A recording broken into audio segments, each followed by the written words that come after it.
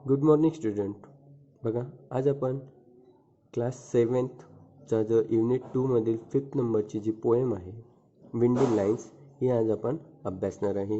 ही poem page number 54वरती असून windy lines म्हणजेच काय तर वाऱ्यावरती ज्या ओढी लिहिलेल्या आहेत त्यांवरती ही पोएम आहे. This is a collection of quotation from famous author on the subject of wind. आता हे काय आहे, एक कलेक्शन आहे, एक काय आहे, कलेक्शन आहे of quotation from famous author. म्हणजेच काय, जगप्रसिद्ध असे जे कवी आहेत, ऑथर्स आहेत, लेखक आहेत, on the subject of wind म्हणजेच काय, वाऱ्यावरती जगातील जे प्रसिद्ध कवी आहेत यांनी केलेली हे एक कलेक्शन आहे. म्हणजेच काय तर यांचे एक कलेक्शन की वाऱ्यावरती कुठल्या कुठल्या कशा लाईन्स त्यांनी बनवलेल्या आहेत. ओळी, लाईन्स म्हणजे ओळी. तर याचे हे कलेक्शन आहे with the help of the internet. आता तुम्ही काय करू शकता with the help of the internet म्हणजेच काय तर इंटरनेटच्या मदतीने अँड युअर टीचर किंवा तुमच्या टीचर लोकांच्या मदतीने you can make similar collections. अशाच प्रकारचं कलेक्शन तुम्ही सुद्धा करू शकता of a famous and memorable lines. प्रसिद्ध आणि आठवणीच्या ज्या ओळी आहेत, आठवणीयुक्त अशा ओळी on different topic such as a rain, rainbow, the moon, the sun, morning, night, home, school, etcetera. आता इथे जसं आपण कलेक्शन बघणार आहे, तर हे जे फेमस ऑथर आहेत म्हणजे जगप्रसिद्ध असे ऑथर्स आहेत, यांनी केलेलं आहे विंडवरती म्हणजेच काय, वाऱ्यावरती. यांची ज्या पोएम आहेत ह्या वाऱ्यांवरती केलेल्या आहेत. असेच आता तुम्ही सुद्धा यांचं कलेक्शन करू शकता तुमच्या टीचरच्या किंवा इंटरनेटच्या मदतीने. तर तुम्हाला त्यामध्ये टॉपिक असे दिलेले आहेत की रेन म्हणजे पाऊस, रेनबो इंद्रधनुष्य, द मून चंद्र, द सन सूर्य, मॉर्निंग म्हणजेच काय तर सकाळ, नाईट रात्र, होम घर, स्कूल शाळा, एक्सेट्रा म्हणजेच काय, असे जे विषय आहेत हे सर्व विषय कवींचे खूप आवडीचे असे टॉपिक असतात. आता यावरती जगप्रसिद्ध कवी किंवा विख्यात किंवा सुप्रसिद्ध कवी हे लिहायला यांना आवडतंय. म्हणजे काय, हे जे टॉपिक आहेत तर हे त्यांचे आवडीचे टॉपिक आहे. जसं वारा आपण आज इथं अभ्यासणार आहे. वाऱ्यावरती जे जगप्रसिद्ध कवी आहेत त्यांनी लिहिलेल्या लाईन्स आपण बघणार आहे. तसंच आता तुम्ही सुद्धा कलेक्शन करायचं आहे खाली दिलेल्या टॉपिक्सवरती. यू कॅन पुट डेम against beautiful background and greeting cards. आता तुम्ही हे जे लाईन्स बनवणार आहे याला काय करू शकता, तुम्ही एक ग्रीटिंग कार्डमध्ये सुद्धा लिहू शकता. जसं आता इथे बघा, आता इथे हे जे लाईन्स आहे ह्या तुम्ही लाईन्स एका याच्यावरती ग्रीटिंग कार्डवरती लिहू शकता. तसेच आता तुम्ही जे शोधणार आहेत त्या लाईन्ससुद्धा तुम्ही ग्रीटिंग कार्डवरती लावू शकता, शो करू शकता ब्युटिफुल बॅकग्राऊंड म्हणून, आणि त्याच्यावरती किंवा आजूबाजूलाच तुम्ही दुसरं काही लावू शकता. ठीक आहे, तर चला आपण अभ्यासूया. No one can tell me, nobody knows where the wind comes from, where the wind goes. आता बघा, no one can tell me, nobody knows म्हणजेच काय तर no one can tell me, मला कोणीच सांगू शकत नाही. नो बडी नोज, कोणालाच माहिती नाही. Where the wind comes from, हवा ही कुठनं येते. वेअर द विंड्स गो, आणि कुठे जाते हे मलाही माहिती नाही आणि कोणालाच माहिती नाही किंवा कोणीच सांगू शकत नाही. From a windy on the hill.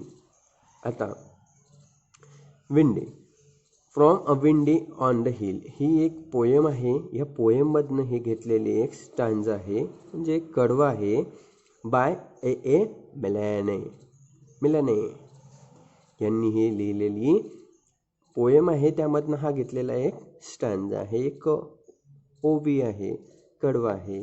ठीक आहे, बघा आता तसंच एक दुसरे हे प्रसिद्ध कवी आहेत. बघा तसेच एक दुसरे कवी ज्यांनी दुसऱ्या पोएममध्ये जसं इथे दिलेले आहे फ्रॉम द विंड. आता वारा या कवितेतनं या कवींनी घेतलेला हा एक स्टँजा आहे. O you that are so strong can cold, O blower are you young or old. Are you a beast of field and tree, or just a stronger child than me? Oh, wind a blowing all the day long. Oh, wind that sings so loud a song. बघा, O you that are so strong and cold, म्हणजे काय तर त्या हवेला म्हणत आहे, O you that are so strong and cold, तू खूप असा शक्तिशाली आणि थंड आहेस. O blower, are you young or cold? Blower, blower म्हणजे कसं बघा आता, एखादा कूलर वगैरे लावला आपण, त्यामधनं फॅनची जशी हवा येतो किंवा एखाद्या पाईपातनं वगैरे हवा येते, तर त्याला काय म्हणतात, अ ब्लोवर. म्हणजेच काय, ते जी हवा येत आहे एखाद्या पाईपातनं वगैरे, त्याला ते कवी म्हणत आहेत, are you young or old? तू तरुण आहे का म्हातारा आहे? Are you a beast of field and trees? Beast म्हणजे काय, तू राक्षस आहे का? तू राक्षस आहे का? फील्ड अँड ट्रीज म्हणजेच काय, तर शेतांकरता किंवा मैदानांकरता किंवा झाडांचा तू राक्षस आहे का? Or just a stronger child than me, किंवा तू एक छोटासा असा बाळ आहेस का? स्ट्रॉंगर चाइल्ड दॅन मी, माझ्यावरनं तू स्ट्रॉंगर असा चाइल्ड आहे का?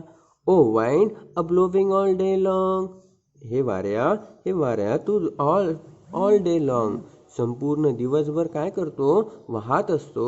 O wind that sing so loud a song, आणि जोरजोऱ्याने मोठमोठ्याने काय करत असतो, तू गाणे म्हणत असतो. From the wind by R.L. Stevenson, हे सुद्धा एक विख्यात असे कवी आहे, प्रसिद्ध असे कवी आहे. यांच्या या द विंड या पोएममधनं ही एक स्टांजा घेतलेला आपण इथे बघितलेला आहे. बघा त्यानंतर, who has seen the wind, who has seen the wind, neither I nor you. Neither, आता who has seen the wind म्हणजे कोणी बघितलेलं आहे वाऱ्याला, कोणी बघितलेलं आहे.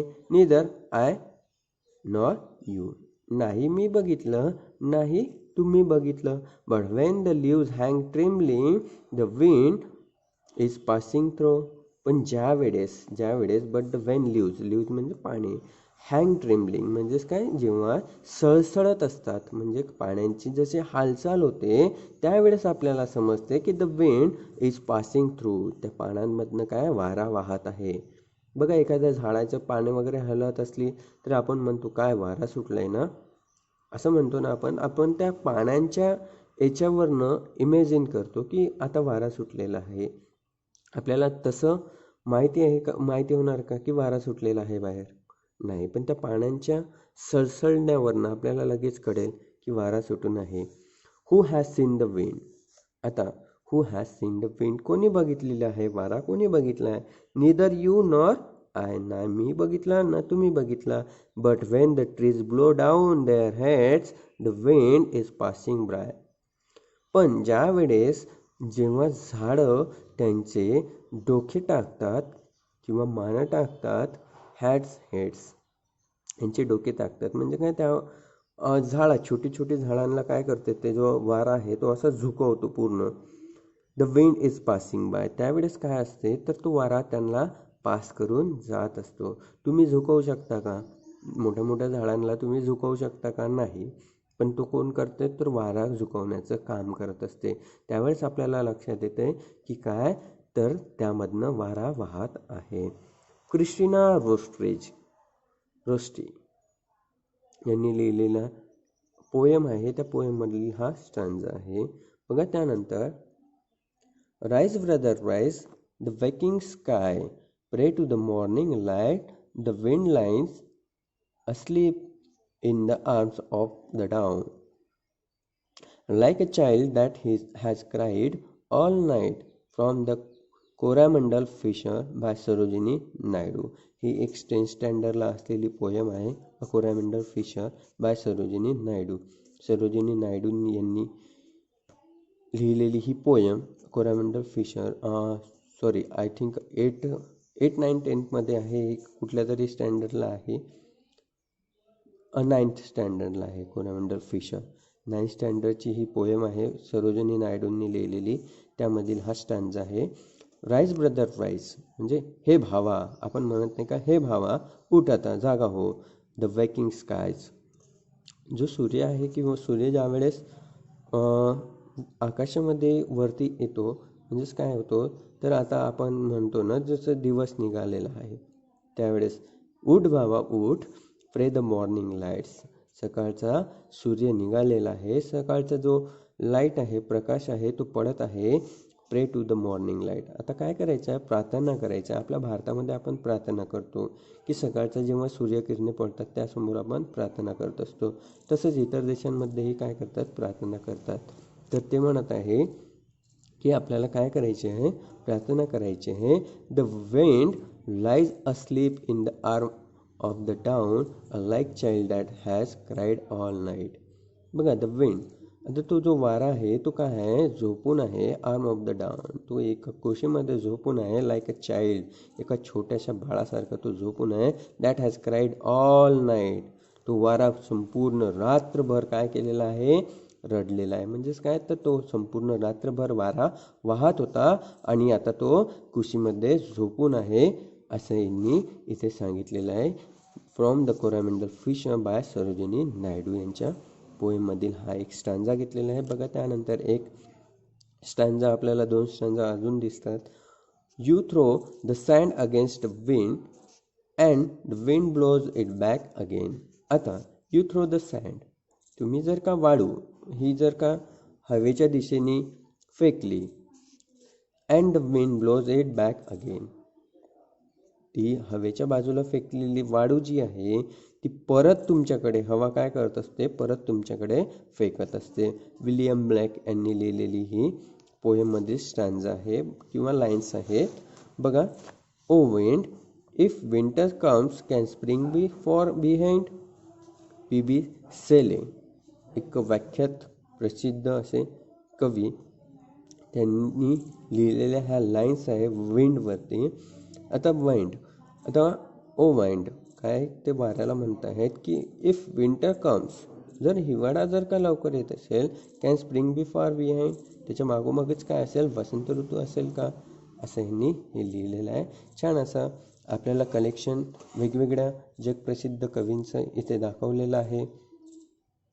असंच तुम्ही आता या कवींचं जे टॉपिक दिलेले आहे त्यांवरती तुम्हाला कलेक्शन करायचं आहे इंटरनेटच्या मदतीने, किंवा तुम्ही टीचर लोकांना सुद्धा विचारू शकता. That's it for today.